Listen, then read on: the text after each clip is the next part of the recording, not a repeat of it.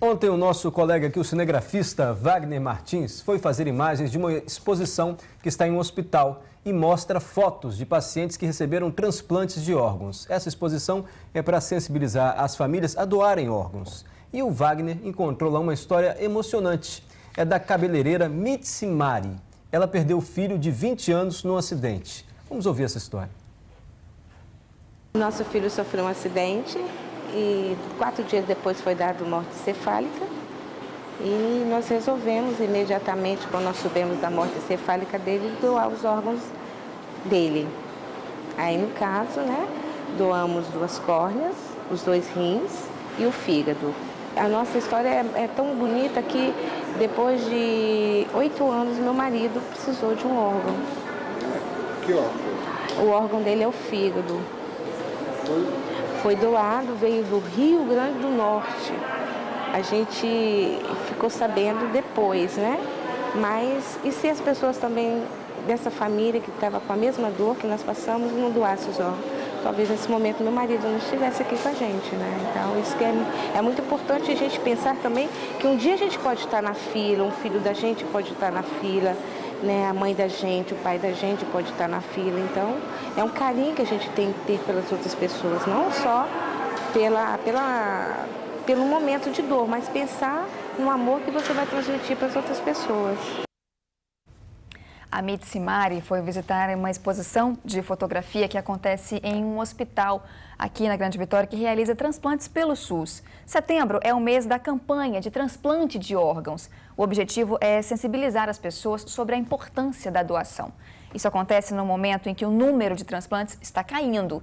Atualmente, 980 pessoas estão na fila de espera por um órgão aqui no estado. Vamos pedir mais informações sobre isso? Quem tem informações para a gente é a repórter Gabriela Ribete. Bom dia, Gabriela. Bom dia, Tati Braga. Pois é. Abaixou o número de transplantes de órgãos esse ano, aumentou o número de recusa de familiares em autorizar a doação de órgãos de seus parentes. E, enquanto isso, como você mesmo colocou, quase 1000 pessoas esperam na fila por uma segunda chance. Por isso, é importante, sim, mostrar que a doação de órgãos, ela significa vida, mesmo no momento tão difícil, um momento de tanta tristeza, que é um momento de despedida de algumas famílias de seus entes queridos. A exposição de fotografias está aqui nesse hospital, em Cariacica. Aqui do meu lado, o Dr. Gustavo Peixoto, que é médico aqui no hospital. Esse ano, só aqui no hospital, foram realizados 44 transplantes. Agora, segundo o Dr. Gustavo, já é um número menor que no ano passado. E isso reflete uma realidade nacional. Doutor, por que isso está acontecendo? Então, as causas são multifatoriais, Como você mesmo colocou, a recusa familiar teve um leve incremento e num país grande como o nosso, as questões de logística para a disponibilização de órgãos de um estado para o outro, às vezes emperram o processo de doação também. Porque os órgãos vêm de vários estados para cá e daqui vão para outros estados também. Sim, quando tem uma oferta de um doador, a prioridade é que fique no próprio estado. Se no estado não houver um receptor compatível, aí esse órgão é disponibilizado para o sistema de transplantes nacional. Vamos ver as fotos aí então dessa exposição. São fotos de pacientes que receberam órgãos transplantados. Aí, doutor, são alguns pacientes do senhor também, Como que é ver que uma pessoa está tendo uma segunda chance graças a uma família, que teve esse desprendimento, um ato tão bonito? Então, essa exposição de fotos aqui do Meridional foi importante porque trouxe para um plano concreto algo que é abstrato. Quando você fala sobre doação de órgãos, é uma ideia muito abstrata para a sociedade.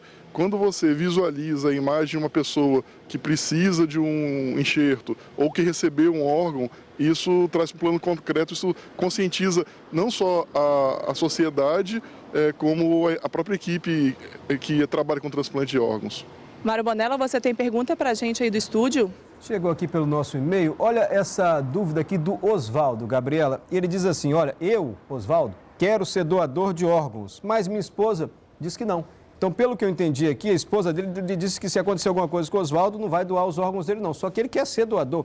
Aí ele pergunta, o que eu faço? Isso acontece, doutor, de a pessoa ser uma doadora, estar ali na carteira de identidade, carteira de motorista e a família no momento recusar? Assim, o plano de ninguém deve ser doador, né? Eu acho que o plano de todos nós deve ser viver bem, viver até os 110 anos e gastar bem os órgãos. Mas, se ocorrer de a gente falecer antes da hora, não há motivo nenhum lógico de você deixar esses órgãos se perderem. Quem decide é a família. Quem decide é a família, mas é importante que todos falem para a família a sua intenção de doar, porque na maioria das vezes a família respeita a decisão do falecido. Então é importante conversar, né? A gente, como o senhor falou, ninguém quer conversar sobre morte, quer esperar a morte, mas é importante conversar. Sim, isso é muito importante. E a gente ouve de várias famílias essa expressão, meu filho sempre disse que queria doar os órgãos.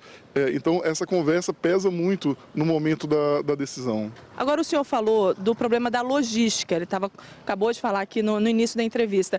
E uma coisa interessante que enquanto a gente estava aqui esperando para entrar ao vivo, o doutor recebeu uma ligação de um órgão disponível em Santa Catarina, foi isso? E que justamente está se negociando essa questão da logística, né? Que não é só ter o órgão disponível, tem que estar toda uma equipe preparada, né?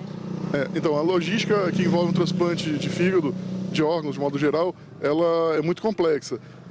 Nesse momento a gente recebeu uma oferta de Santa Catarina, então outro estado, a gente tem que ver deslocamento, tempo de isquemia, o acesso do receptor ao hospital, toda a sociedade envolvida. O Sistema Nacional de Transplantes é um sistema evoluído, né? Nós temos o maior programa de transplantes pelo sistema público no mundo.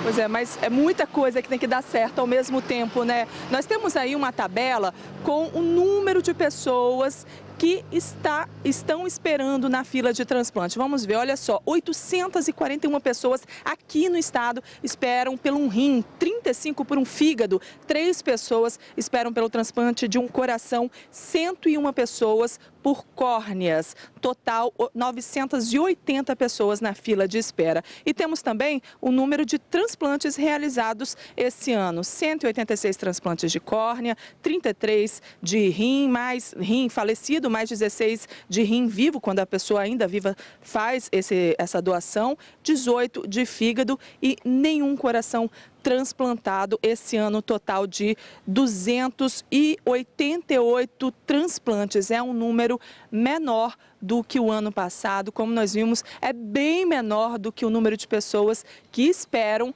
por um órgão, pela doação de um órgão. Então, gente, vamos conversar, vamos expor para as nossas famílias a nossa vontade de doar o órgão e vamos repensar sobre esse assunto também, né? A gente sabe que é um momento difícil, mas pode mudar a vida de muita gente. Mário, Tati, muito obrigada, viu, doutor, pela entrevista. Obrigada, Gabriela Ribeiro, com as informações sobre doação de órgão. Nós recebemos uma participação aqui no nosso WhatsApp. A Edna participa de um movimento lá no Hospital Evangélico para sensibilizar a comunidade a falar sobre doação de órgãos. E ela diz que quando a pessoa fala sobre isso, depois, quando acontece a morte na família, a pessoa se sente mais serena para tomar essa decisão. É importante falar sobre esse assunto. E a gente ouviu a Gabriela com o médico ali. Antes, a gente ouviu a história da dona Mitsimari. Dona Mitsimari perdeu os filhos, doou os órgãos dos filhos e depois e depois o marido dela recebeu um órgão que também foi doado. Ele ficou um ano na fila de espera e agora está tudo bem. Eu praticamente estava quase que condenado, né? Aí quando eu fiquei pouco tempo na fila, 1 ano e 2 meses, recebemos a informação assim, quase que meia-noite, foi assim, tudo muito rápido, de uma hora para outra. Graças a Deus já tem 1 ano, quase 1 ano e meio, estou aqui, de saúde, estou fazendo tudo, trabalhando assim um pouquinho, mas caminhando, alimentação tudo normal, está tudo certo, meu transplante foi 100%, muito bom. E vida que segue.